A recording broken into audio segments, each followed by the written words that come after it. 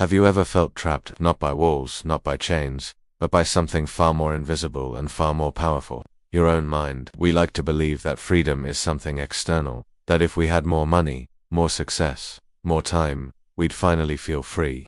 But the truth is, many of us are living inside an invisible prison, a prison made of thoughts, beliefs, and stories we've told ourselves for so long that we've forgotten they are just stories. Today, we're going to break down this prison, piece by piece. By the end of this video, you'll see how much power you truly have over your reality, and why your mind is both your greatest enemy and your greatest key to freedom. From the moment you were born, your mind started collecting information. Every word, every gesture, every punishment and reward shaped your perception of the world. But here's the dark truth. Most of your thoughts are not yours. They were implanted in you by your parents, teachers, society, culture, religion, and media. This is not a conspiracy theory. It's psychology. Carl Jung once said, "Until you make the unconscious conscious, it will direct your life and you will call it fate." Think about that for a moment. How many of your decisions today, what to eat, how to dress, who to love, what to fear, are truly yours? And how many are programming you never questioned? The prison of the mind is not built overnight. It's built brick by brick, belief by belief. Every time someone told you, "You're not good enough," that was a brick. Every time you told yourself, "I can't do this," another brick, until one day, you wake up trapped. What makes this prison so dangerous is that it's invisible.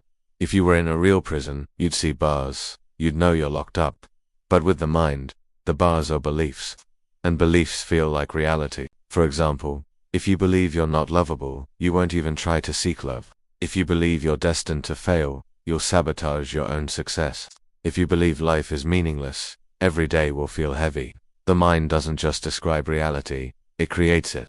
Neurologists have proven this. Your brain filters out 99% of sensory information. That means you're not seeing the world as it is. You're seeing a carefully edited version of reality, one that matches your beliefs. Your mind isn't showing you the truth.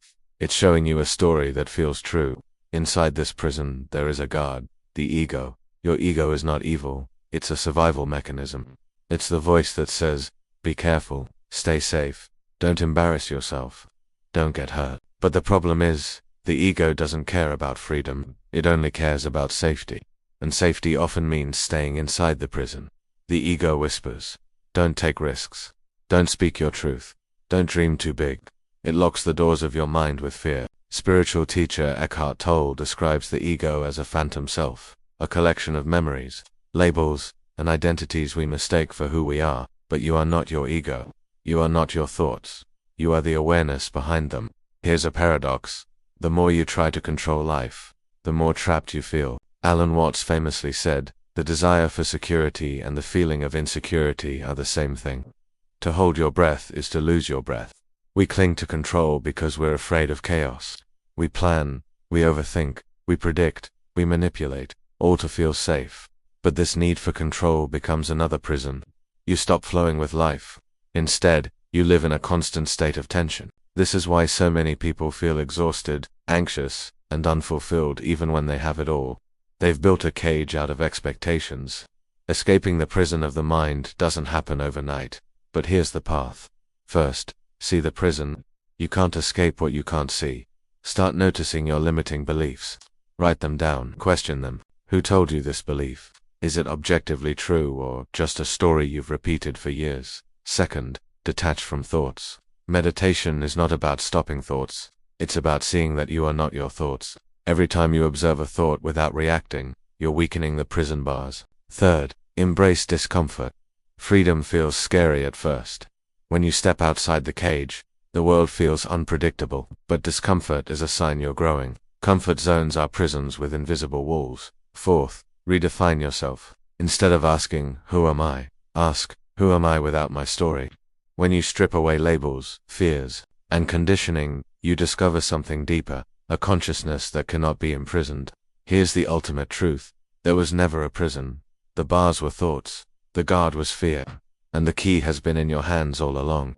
Freedom is not out there. It's not in money, status, or success. It's in here, right now, in this moment. When you realize that your mind is just a tool, not a master. When you stop believing every thought is truth. when you see that the self you've been defending is just a story, then the walls crumble.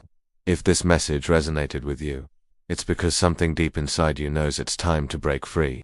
This channel is a guide for thinkers, dreamers, and seekers. We explore psychology, philosophy, and spirituality, not as abstract concepts, but as tools to transform your life. If you want to keep unlocking your mind, hit subscribe right now. Join a community of people waking up, breaking free, and creating their own reality, because freedom is not a destination, it's a state of mind.